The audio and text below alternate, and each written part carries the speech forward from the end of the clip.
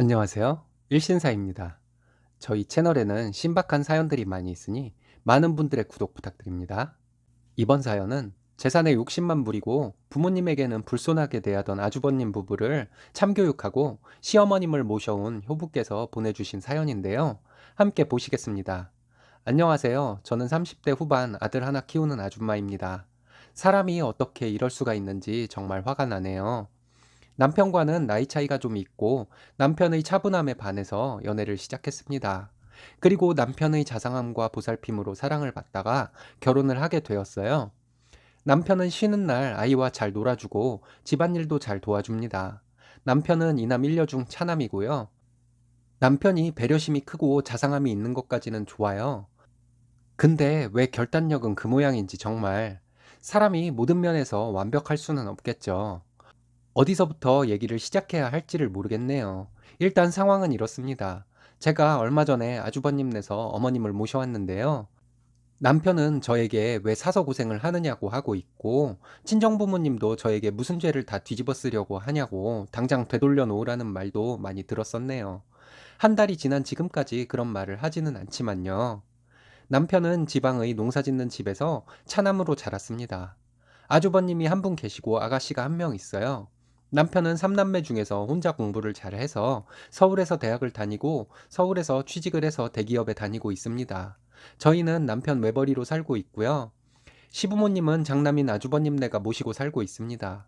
남편과 결혼을 할 때 아버님께서 건강이 많이 안 좋은 상태였습니다. 남편에게 듣기로는 아버님이 50대 후반, 젊다면 젊으신 나이부터 치매가 있으셨대요. 치매가 그렇게 심하신 것도 아니고 드라마에서 보는 것처럼 정신이 오락가락 하시는 것도 아니었습니다. 귀가 좀 어두우시고 물건 어디에 두었는지 깜빡하시는 것을 잘 하시곤 하셨대요. 그리고 연세가 더 드시면서 아주 가끔은 마실 나가셨다가 길을 못 찾아서 동네 어르신이나 경찰서에서 연락이 와서 아주버님이 모시고 들어오신 적이 몇 번 있으셨답니다.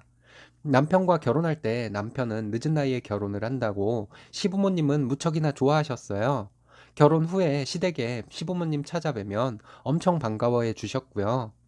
아버님은 제가 결혼을 하고 1년 정도 있다가 돌아가셨습니다. 결혼을 하고 아버님이 돌아가시기 전까지 1년 동안 시댁에 갔다가 많이 놀라운 모습을 보곤 했었는데요. 다른 것이 아니라 아들인 아주버님이 아버님에게 소리를 지르고 떠밀고 하는 모습이었습니다. 아버님이 지병으로 몸이 쇠약해진 상태에서 치매까지 겹쳐서 이상한 말씀을 좀 하시긴 했어요. 큰아들인 아주버님이 아버님의 소유로 되어 있던 어디 땅 판 돈을 아버님에게 주지 않았다던가 농지를 세주는 것을 도지라고 하나요? 누구에게 도지를 주고 받은 돈을 아주버님이 아버님에게 드리지 않았다던가 하는 내용이었는데요. 그 내용을 아버님이 종이에 적어 아주버님 들으라는 듯이 읽으면서 계시면 아주버님은 그 돈을 어떻게 하지 않았었냐고 아버님께 소리를 지르며 말을 했습니다. 아버님은 거짓말하지 말라며 돈 내놓으라고 소리를 지르시고요. 그럼 아주버님은 아버님에게 화를 내며 떠밀고 하는 것을 몇 번 본 적이 있습니다. 그런 모습을 처음 봤을 때 남편에게 아주버님은 치매 때문에 아버님이 그러시는 것을 가지고 아주버님이 왜 저렇게 흥분을 하냐고 물어봤어요. 아버님이 젊을 때부터 돈 욕심이 많으셔서 아주버님에게 저런 얘기를 예전부터 종종 하셨었는데 치매에 걸리시고는 더 심해졌다고 남편이 얘기해 주었습니다. 그래도 저는 좀 의아스러웠어요. 치매에 걸려서 운전한 정신이 아니신 아버지가 하는 말씀에 그렇게 예민한 반응을 할 필요가 있나 하는 생각이 들었거든요. 게다가 아주버님은 처음 봤을 때부터 참 거만하기가 하늘을 찌르는 사람이었습니다. 아주버님은 저를 처음 봤을 때부터 시댁 재산 자랑부터 했던 분이었어요. 그리고 말의 말미에 가서는 장남인 본인이 부모님의 땅과 재산을 운영하고 있으니 다른 형제들은 부모님의 재산에 대해 욕심을 부리면 안 된다는 말로 끝맺음을 했는데요. 저는 그때 어리기도 하고 뭘 모르기도 했던 때라서 그냥 듣고만 있었습니다. 시댁 재산에 대해 알지도 못했을 뿐 아니라 남편이 능력이 좋아서 먹고 살기 나쁜 것도 아니었으니까요. 나중에 친정엄마에게 아주버님이 편찮으신 아버님에게 심하게 불손하게 대한다고 얘기를 했더니 부모 모시고 사느라 아주버님이 많이 힘드셔서 그렇게 했거니 하고 이해하라고 하시더라고요. 제가 시부모님 모시고 살 거 아니면 그냥 못 본 채 하라고 친정엄마께서 말씀하셨습니다. 그래도 저를 많이 예뻐해 주시던 아버님이어서 아주버님이 그렇게 아버님에게 불손하게 대할 때는 화가 나기도 하고 마음이 아프기도 했습니다. 제가 결혼을 하고 1년 뒤에 아버님이 돌아가셨습니다.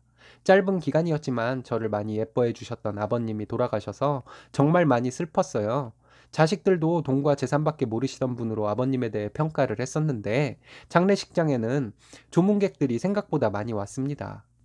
조문객으로 오신 어르신들이 하는 얘기를 언뜻 들어보면 아버님은 돈 욕심이 많아서 인색하긴 하셨지만 꾼돈 빨리 갚고 받은 호의는 반드시 돌려주는 매사에 정확한 분이셨다고 말씀하시는 어르신들이 많았습니다. 한 사람의 평가는 그 사람의 장례식에서 진정으로 평가가 된다고 했나요? 여러 어르신들의 평가를 듣고 제가 예전부터 아버님을 높이 평가해 왔던 것이 아버님이 저를 예뻐해 주신 것 때문만은 아니었구나 하는 것을 느꼈습니다. 그렇게 아버님을 보내드리고 아버님이 끔찍이도 사랑하시던 어머님이 걱정이 많이 되었습니다. 시부모님은 젊을 적부터 금실이 참 좋다고 들어왔는데요. 아니나 다를까 아버님 돌아가시고 나서 어머님의 전화 목소리에 예전만큼 힘이 들어가 있지 않아서 한동안 걱정을 했어요. 남편에게 얘기를 해보면 아버님 돌아가셔서 그럴 거라며 좀 지나면 괜찮아지실 거라고만 하더라고요. 아버님 돌아가시고 아버님의 재산은 대부분 장남인 아주버님이 증여를 받았습니다. 남편과 시누이는 작은 논 한 필지씩 받았고요. 부모님 모시고 살며 농사 지으며 살아온 장남이 재산을 그렇게 많이 가져가는 것은 당연한 것이라며 남편 형제들 다들 별다른 불만은 없었습니다. 시누이 남편도 마찬가지고 저도 별 불만은 없었어요. 그 이후에 시댁에 가면 어머니께서 항상 기운이 없어 보이는 것이 마음에 걸렸습니다. 아버님의 사랑으로 농사일도 그리 많이 안 하시고 약간은 공주처럼 살아오신 어머니는 참 따뜻한 마음을 가지신 분이신데요. 시골 노인분들 대부분 농한기에 노인정에서 시간을 많이 보내신다고 하시던데 어머니는 그런 노인정에도 거의 안 가시고 집에만 계셨어요. 제가 뵐 때마다 노인정에 가셔서 친구도 사귀시고 하라고 말씀을 드리고 노인정에 음료수와 라면도 보내놓고 그랬는데 한두 번 가시더니 안 가시더라고요.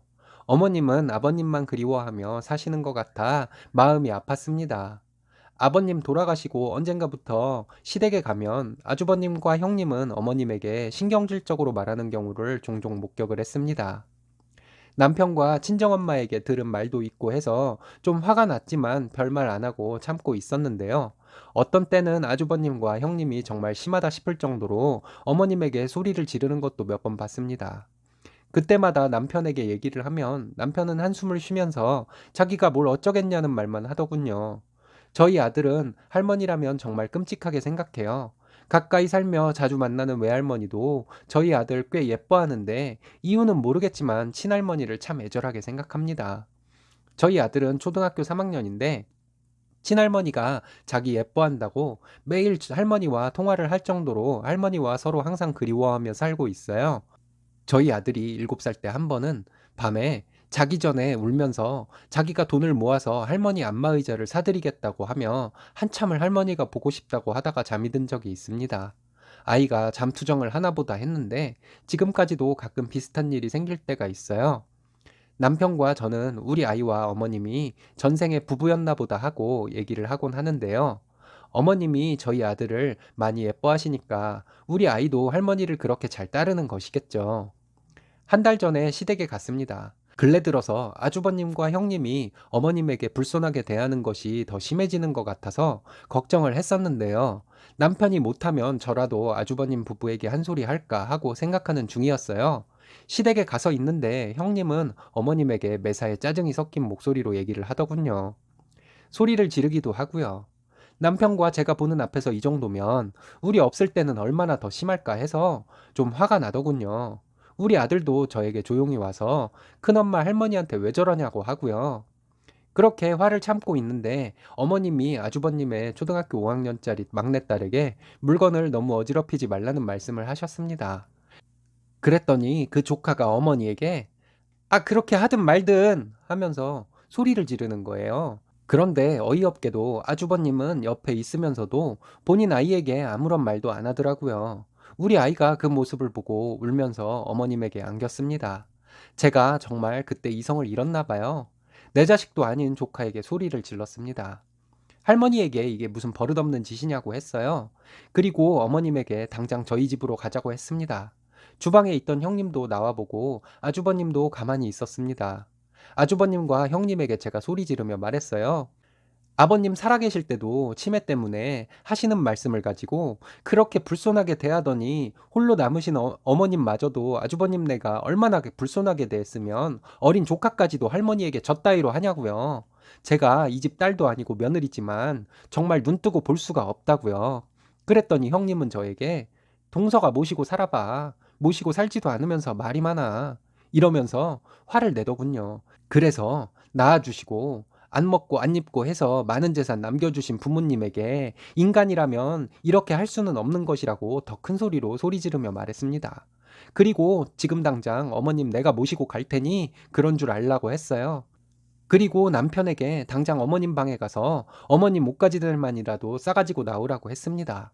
머뭇거리고 있는 남편에게 당장 가서 어머님 물건 챙겨오지 않으면 이혼이라고 했어요.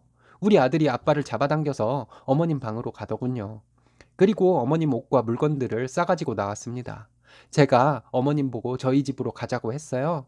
어머니는 순순히 따라 나오시더라고요. 어머님을 저희 집에 모시고 와서도 며칠 동안은 어머님이 적응하시기 힘들어 하시진 않을까 걱정을 했습니다. 의외로 편안하게 저희 집에 계셨어요. 우리 아이도 할머니랑 함께 산다고 좋아하고요. 밤마다 자기가 할머니를 지켜주겠다고 꼭 어머님과 함께 같이 잤어요. 어머님을 저희 집으로 모시고 온 후에 형님에게 몇 번 전화가 왔습니다. 저에게 어머님 모시고 살다가 힘들어도 다시 모셔다 놓지 말라더군요. 어머님 여기서 잘 지내고 계셔서 그럴 일 없을 거라고 했습니다. 며칠 뒤에 다시 전화를 하더니 형님은 저에게 어머님 재산은 건드리지 말라고 했습니다. 그거 건드리면 가만 안 있을 거라고 협박 아닌 협박을 하더군요. 어머님한테 재산이 있는지도 모르고 있었는데 모른 척하고 형님에게 그랬습니다. 어머님 뜻에 따를 거라고요. 그랬더니 형님은 저에게 어머님 재산이 탐나서 어머님을 모시고 간 거냐고 소리를 지르며 난리를 치더군요. 형님이 정상적인 며느리라면 저에게 어머님 모시고 있기 힘들지 않냐는 말부터 먼저 해야 하는 것이라고 말했어요. 그리고 어머님 재산 그런 거 저는 모른다고 했습니다. 그리고 자식이 부모님 재산 탐내는 건 당연한 거 아니냐 했어요. 그걸 형님처럼 대놓고 욕심을 부리느냐, 욕심이 있어도 참느냐의 차이일 뿐이라고 하며 저희 집에 오신 지 얼마 안 된 어머니 서울 생활에 적응시키기도 바쁘니 이상한 얘기 하지 말라고 하며 전화를 끊어버렸습니다. 친정엄마는 제가 저 어머니 모시고 왔다는 말을 듣고는 처음에는 저에게 왜 사서 고생을 하려고 하느냐고 엄청 뭐라고 했어요. 며칠 있다가 다시 모셔다 드리라고도 하고요. 그럼 엄마가 나중에 행여라도 오빠네한테 구박덩어리로 살고 있어도 내가 모른 척해야 하는 거냐고 했더니 더 이상 엄마는 아무 말 안 하더라고요. 그리고는 저희 집과 친정이 가까워서 친정엄마가 저희 집에 자주 오세요. 와서 어머님과 함께 밖에 나가시고 그래요. 두 분이 성격이 잘 맞는지 점점 친해지시는 것 같고요. 어머님을 저희 집에 모셔오기는 했지만 막상 적응을 잘 못하시면 어쩌나 걱정을 많이 했는데 한 달 정도 지난 지금까지 다행히 잘 적응하고 계신 것 같습니다. 남편이 며칠 전에 저에게 그러더군요. 형네가 부모님에게 어떤 불손한 말과 행동을 하고 사는지 몰라 항상 불안했어도 자기가 모셔올 수도 없어서 항상 마음이 안 좋았었는데 제가 나서서 어머님을 모시고 와줘서 너무 고맙다고요. 며느리인 제가 그렇게 화가 나서 어머님을 모시고 올 정도인데 자식인 남편은 당연히 그런 마음이 저보다 컸겠죠.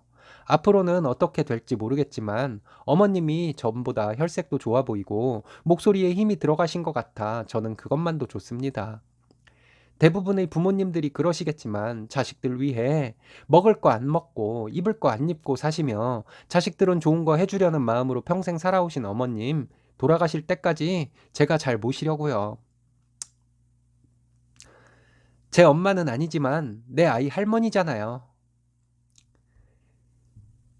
아, 스님님 정말 멋진 효부시네요. 잘하셨습니다. 남편분께서 전생에 나라를 구했나 봅니다. 가족들 모두 행복하시길 바래요. 오늘의 사연은 여기까지입니다. 재밌으셨다면 좋아요, 구독 부탁드려요. 일신사는 여러분들의 사연으로 제작됩니다. 많은 사연 제보 바랍니다. 여러분들의 사연은 아래 메일 주소로 부탁드려요.